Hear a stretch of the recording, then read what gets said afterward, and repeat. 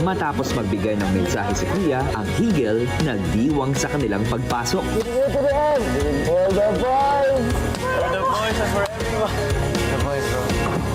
Eagle on the podium. Eagle. I'm super happy po, and I'm really thankful for everyone who supported me. And I was just praying for this moment. Dumating po, Kuya. Maya-maya pa, si Lela pinuntahan na ang matalik niyang kaibigan na sina Ashley at Princess. Masaya po talaga na yung trio namin, yung pal. Pasok, sabay po namin pinagdarasal to. Sabay-sabay po kaming nangarap. Or I didn't actually thought that it was possible. Kasi di ba palagi lang nasabi, pal for big food. Sobrang mixed emotions kasi hindi ko alam kung magsa-celebrate ako. Kasi syempre ito yung pinaka-iintay ko na moment. Na-realize ko din na ang kapalit din nun is isa din sa housemates. Hindi niya makukuha or maaabot kuya yung dream niya. Magpapakain si Chef Bro! Habang si Joaquin tila mataimtim na nagdarasal.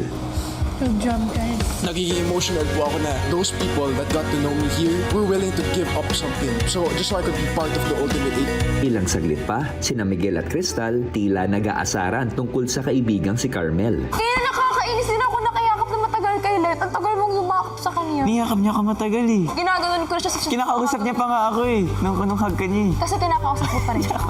O tama na. Habang nandito sabi ni Carmel, baldo tayo mag-away habang nandito. Para kay Carmel, kailan sa tayo. Ang tagal na namin sa bahay mo, Kuya. And we've seen each other grow in your house. And we've helped each other out to conquer all the challenges. For us, Kuya, na mabuo na po yung Ultimate 8, Kuya, it's just a different type of fulfillment and happiness talaga, Kuya.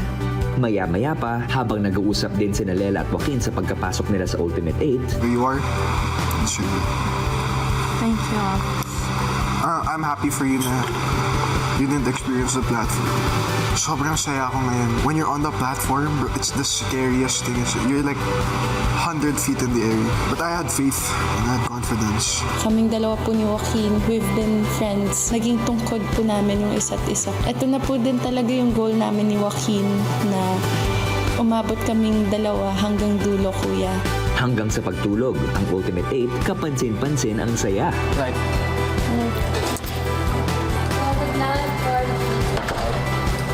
Congrats! Congrats! Kinaumagahan,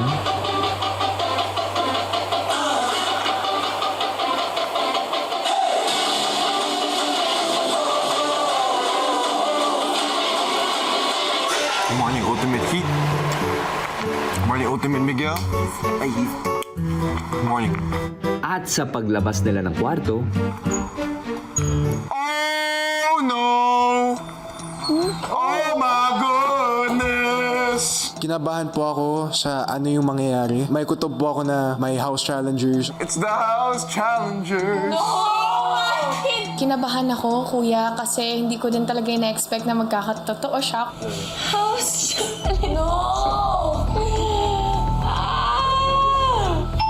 Housemates yung... Oh! Crazy ng challengers. Akala ko tapos na tayo dun. Let them bark. Oh! Ayun nga. So interview nga yan. Oo nga. Tito Boy. Joke. Housemates yan. Housemates na lang.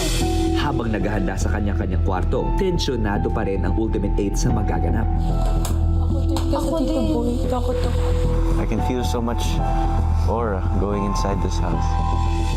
Samantala, hindi nila alam, sa confession room, kausap na ni Kuya ang mga dati nilang kasama.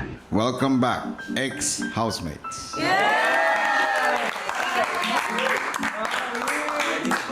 Ipinatawag ko kayo dito dahil meron akong mahalagang ipapagawa sa inyo. Nalalaman nyo naman, buo na ang Ultimate 8. Para mas matulungan ang taong bayan, para makapili sila ng pinaka-karapat-dapat na maging big winners, ay tutulong kayo para magawa iyon. Kaya naman, ex-housemates, tinatanggap nyo ba ang aking hamon?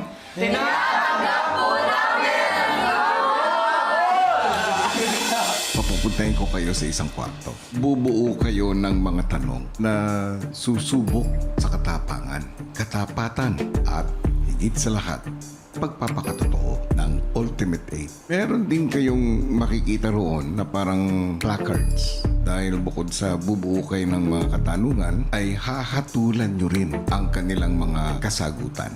Ang sagot ba nila ay katotohanan o kasinungalingan? Ito ba ay truth or lie? Para sa pagsisimula ng tapatan, unang sumalang si Ashley.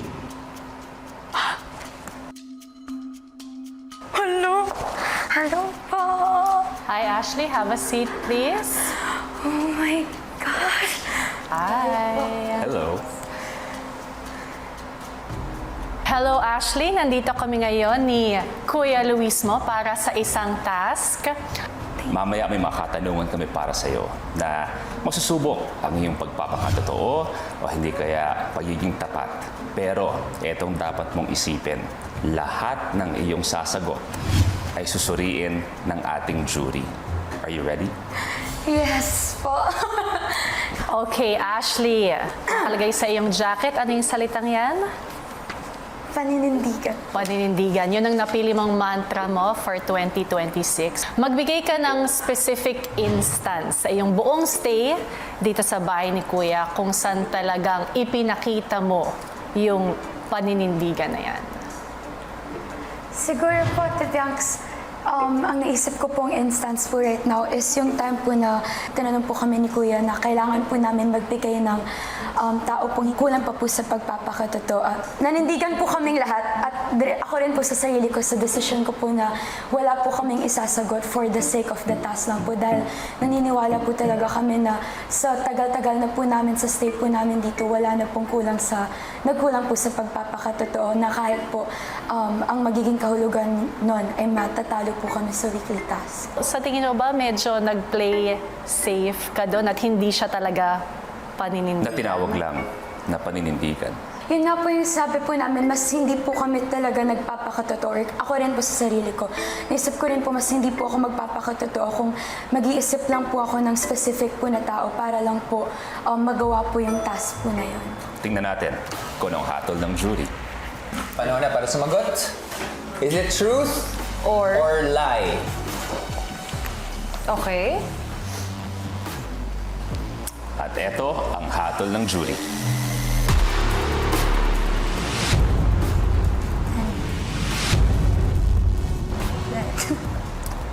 Ten the truth at 2 lie. Pero yun lang po talaga yung lahat po ng nasagot ko is kung ano lang po talaga yung nasa isip ko po ngayon na isasagot po. Let's see, dahil may iba pang tanong na kailangan mo sagutin, Ashley. At yung susunod na tanong ay galing sa taong bayan. Ang tanong para sa'yo, Ashley, iniiwasan mo si Rave dati dahil sa pakiramdam mo na masyado kang focused sa kanya. Masasabi mo ba na ganyan pa rin ang nararamdaman mo towards Rave? Ako po, totoo po na iniiwasan ko po dati si Rave dahil po sa tingin ko, yung attention ko talaga, like yung buong focus ko and yung nakalimutan ko na yung totoong layunin ko po here inside the house. Pero nung time naman na po na, yun nga po, napag-usapan po namin, hindi ko naman na po naramdaman na masyado na po ako nakafocus sa kanya. Nakatulong po talaga na nasabi ko po yun sa kanya. Ang tanong ng taong bayan, Ashley, kung ganyan pa rin ang nararamdaman mo towards Rave? Ako po siguro, nananatili pa rin po yung pagka-admire ko po sa kanya bilang isang tao po na magaling po siya sa pagdating po sa pag-host, pagdating sa pag-arte, pagdating sa task. Pero po siguro on a deeper level, parang sa tingin ko po nung umalis po siya, marami po akong na-realize na okay lang po pala na kahit wala po siya sa tabi ko. And parang nanatili lang po yung admiration pero hindi po lumalim po yung likeness. Oh. All right, that's housemates jury. Is it A truth or a lie? Oh, wow? Truth, ah? unanimous decision sila. 100% truth. Okay. 12 na truth, 0 lie. Rave, Kamusta? ano man sabi mo sa lahat ng sinabi ni Ashley? Ayun, okay naman na sinabi niya yung totoo, di ba? Ikaw naman, same ba ba yung nararamdaman mo? Mas lumalim na nga nung lumabas. Parang ganun po. May isa pang katanungan, Ashley, pero this time ang tanong ay manggagaling sa mga dati mong kasama dito sa loob ng bahay. أحب أدخل تطبيق أمازون وأقارن الأسعار وأخطف العروض وأوفر. وفر أكثر. حمل تطبيق أمازون. Ashley, please turn your chair. Welcome back, ex-housemate Raik. Hi, bro. You may ask your question. Sino sa Ultimate 8 ang tingin mong hindi nagpapakatotoo at kailangan palitan? Huh? Wala talaga.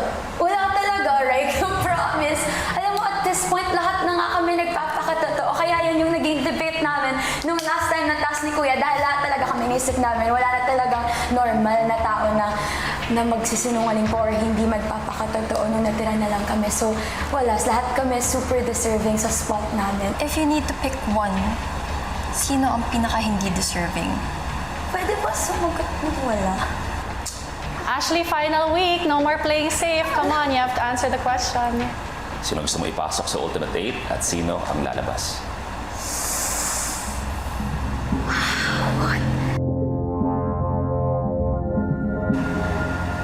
Si Clifford yung papalit, si Joaquin yung aalis. Siguro kasi maraming times sa task na naririnig ko na meron siyang mga strategies na hindi tama. Kaya naisip ko na mas ipalit si Clifford dahil laging nananaig yung kabutihan sa kanya pagdating sa kahit anong hamon na ibinibigay ni Kuya. Right? Yung kasagutan ni Ashley, for you, is that a truth or a lie? Lie. For the first part, sa pagpapakatotoo, you live in a house full of cameras. Everyone's actors. It's hard to not notice the camera and be yourself. Obviously, there's still a mask.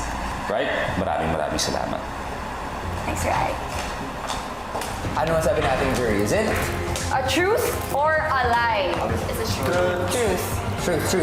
Truth. 11 a truth, 1 lie. May huling katanungan pa, Ashley, ang isang ex-housemate para sa'yo.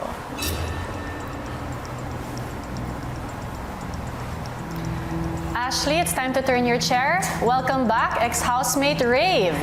Solid!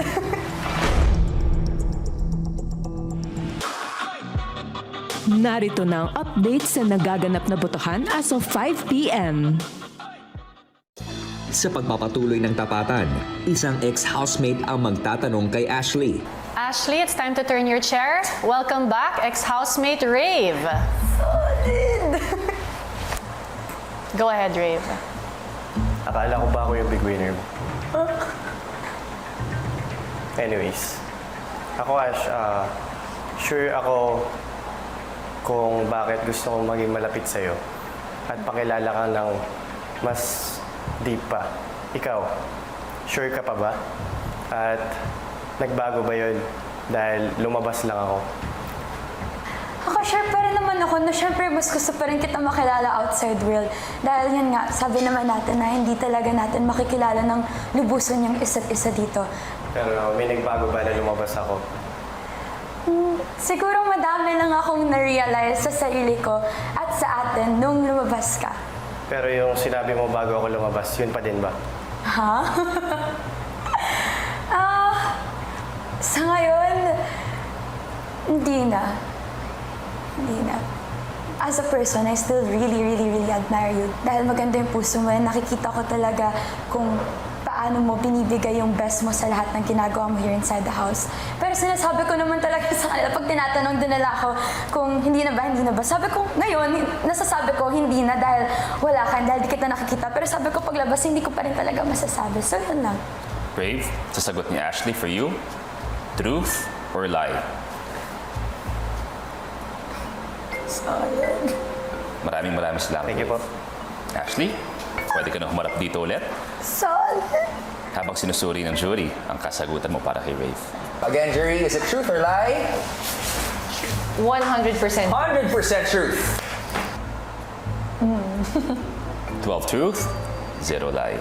You're smiling, pero how did you really feel saying that to Ray? Siyempre po, mahirap po talagang sabihin po sa kanya na hindi na po as of now. Pero lahat po talaga na nasabi ko po sa kanya, yun po talaga yung nararamdaman ko po and alam din po yun lahat ng housemates po. Pero masaya po ako na napaalam ko rin po sa kanya personally po. Ashley, maraming salamat. Pwede ka na pumunta sa garden at hindi pwede pag-usapan kasamang ibang housemates. Thank you po. Maraming salamat. See you.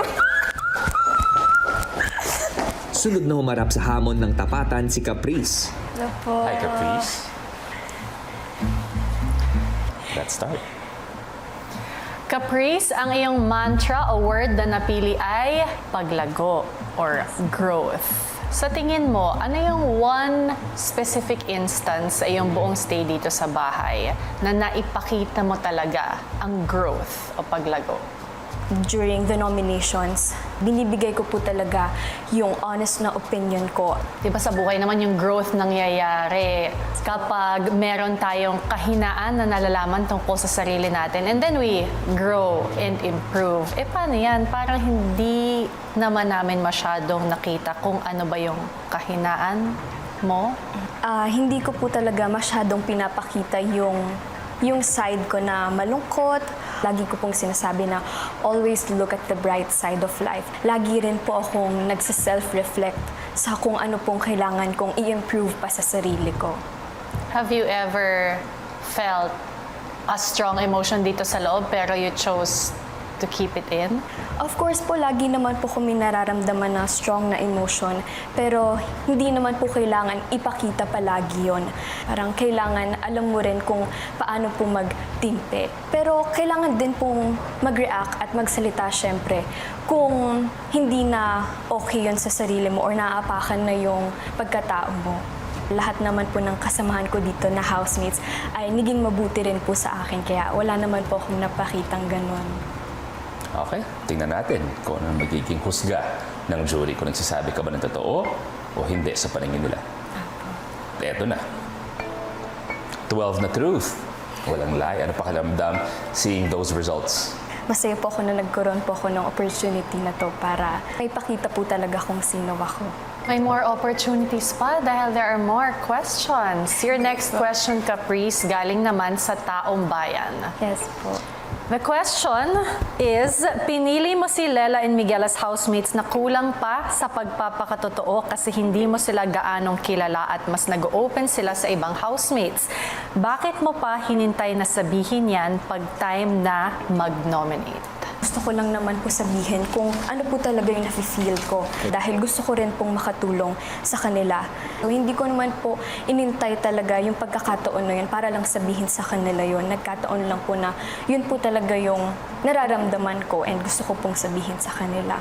Isa sa mga lagi mong hinihinga ng advice, syempre ang daddy mo. And Yes. I know that he gave you the advice na piliin ang pagkakaibigan Yes. over tasks. So what do you think of that advice? Siyempre po, mas naging happy po ako dahil mas narinig ko po yung honest na opinion ni Daddy. So, simula na nag-change po talaga ako at nag-self-reflect po talaga ako. Medyo pinagsisihan ko po yan. Kaya ngayon po, bumabawi po talaga ako sa mga taong napili ko. Alam ko po na medyo nalungkot rin po silang marinig yun. Okay, tingnan natin kung ano sasabihin ng jury natin. Kung tingin nila nagsasabi ka ba ng totoo o hindi. 3, 2, 1. Alright. Shoot! Okay. Ito ang hatol ng ating jury. Once again, 12-0. Caprice, ang susunod na tanong ay manggagaling sa isang ex-housemate. Go ahead and turn around. Welcome back, ex-housemate Lee. Hello, Lee. Sino sa tingin mo sa Ultimate 8 yung hindi deserving at yung gusto mong palitan at pumili sa mga ex-housemate na deserving na makakuha ng spot sa Ultimate 8? Uuna ang ating Ultimate 8. Sino ang big winner mo? Mula sa mga kapuso, Ashley, Caprice, Heath, Princess. Mula sa mga kapamilya, Joaquin, Crystal, Lela, Miguel. To vote, use the Maya app at piliin ang housemate na gusto mo maging big winner. You have unlimited power to vote. PBB Celebrity Collab Edition 2.0, The Big Night. kung makakapili ko ng ibang housemate, pipiliin ko ay si Carmel ang pumalit kay Joaquin dahil hindi nga siya nagiging tapat sa mga tasks. Lee, truth or lie? Truth. Maraming salamat sa iyo, Lee. Kung truth, para kay Lee, tingnan natin kung ano hatol naman ng jury natin. Ito na. Once again, 12-0. May isa pa. Okay pa. Caprice, ang huling tanong ay manggagaling sa isang ex-housemate. Yes. Caprice, harapin mo na siya. Welcome back, ex-housemate Rave. Kung kaharap mo si Heath ngayon, anong sasabihin mo sa kanya sa pag-ship namin sa inyo? Ano yung nararamdaman mo talaga? Yung pag sa ship niya naman, syempre naasar din talaga ako minsan. Tsaka natatawa talaga ako. Tsaka sasabihin ko naman sa inyo kung hindi na komportable. Okay, Rave? Lang naman. Truth or lie? Truth. Maraming salamat sa iyo, Rave. Mukhang nagkakasiyahan ng dalawa. Tignan natin kung masaya din ang jury sa sagot mo. Para sa akin, I respect that more. Okay. One last time. So, ano ulit ang inyong sagot? Hey, true. How are you feeling na lahat ng mga sagot mo? 12-0, lahat nagsasabi ka ng totoo. Syempre masaya po ako na na-open ko po talaga yung heart ko. Kung ano po talaga yung nilalaman ng puso ko.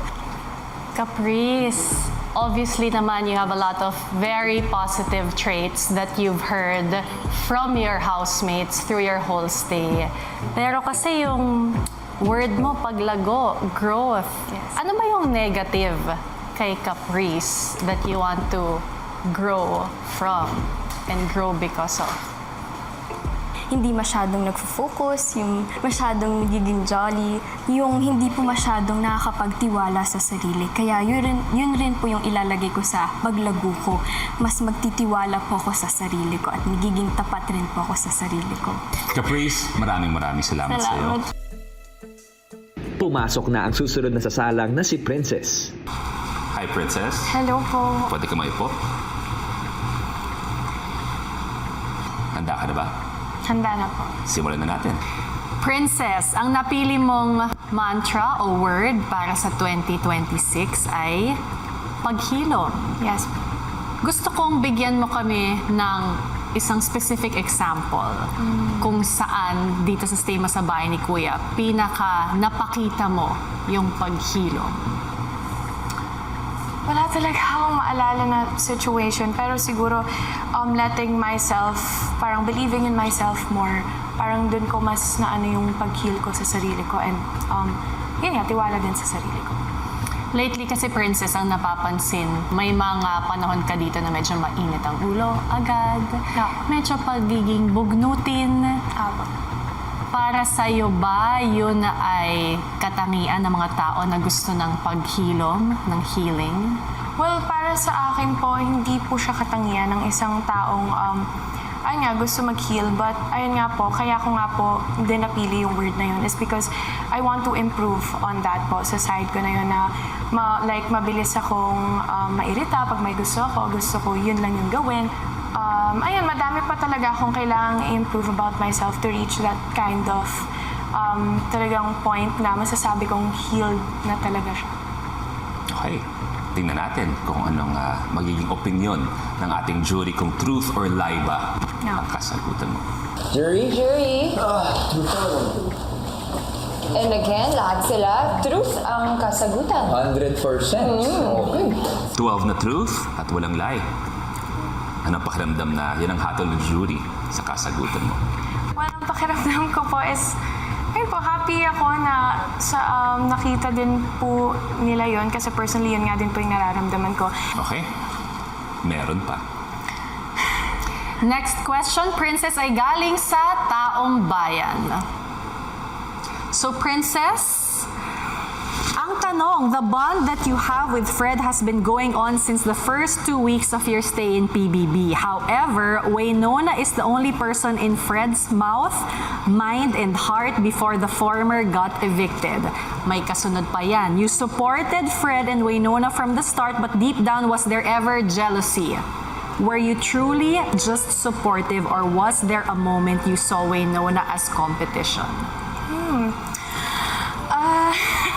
Okay po. Actually, pinakait ko na question yan. Tanong ng taong bayan kay Princess tungkol sa pagsuporta niya noon sa pagkagusto ni Fred kay Waynona. Pero naging malapit din naman siya dito noong nawala si Waynona. Deep down, was there ever jealousy? Were you truly just supportive or was there a moment you saw Waynona as competition? Okay po. Actually, pinakait ko na question yan. But, ayun nga, truthfully po talaga, the first few weeks talaga na, ayun nga, bukang bibig ni Fred, si Waynona. Supportive po talaga ako sa kanila and kay Waynona din. Kasi honestly, wala talaga akong feelings or wala talagang something kay Fred nun. So Waynona is or was not competition? Waynona was never a competition. Never. For me. Yes, never. You said something kanina right after I asked the question. Sabi mo, yan ang hatest mo na question. Bakit? Kasi nga po, when start ko dito sa journey ko na to, promise ko talaga sa sarili ko na ayoko talagang maling sa ganon, sa mga crush, love teams. Kasi gusto ko nga yung journey ko na to about myself. So, I'm a bit disappointed sa sarili ko na parang, ayun nga, may nangyaring ganito dito sa bahay na to and may nalink ako sa isang housemate and ayun nga, dun pa may naging history din siya before with another housemate na naging crush niya. So, ayoko nang masali ako sa ganito. Curious ako sa hatol ng jury. Okay, eto, tanongin natin ang ating jury. Jury? Sinabi ba na truth or lie? Truth! Truth! Churchmate. 12 the truth. 0 lie. May happy cheer siya. Yes. Let's see kung kakayanin pa dahil ang susunod na tanong, Princess, ay manggagaling sa isang ex-housemate. Oh my God. Pwede ka nang umikot, Princess. Welcome back, ex-housemate Lee. Princess, Yes. sino sa Ultimate 8 ang gusto mong tanggalin at palitan? Tapos yung papalitan ay manggagaling sa mga ex-housemates. Bigyan mo ko ng pangalan.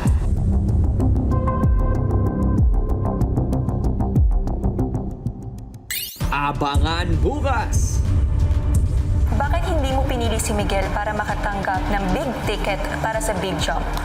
Akala ko ba Higel can't fly without 2 wings? Labeled ka as one of the pinakamahina sa tasks. Bakit ka deserving sa Ultimate 8 spot? Di ka pa kailanman na-nominate kahit naging top violator ka. Sa tingin mo ba may bias ang housemates sa'yo dahil sa family background mo? During the last group formation, bakit sa tingin mo walang pumili sa'yo? Kaya mo bang panindigan ang pagiging Ultimate 8 when in the past nang go-ghost ka at hindi mo pinaninindigan yung actions and decisions mo?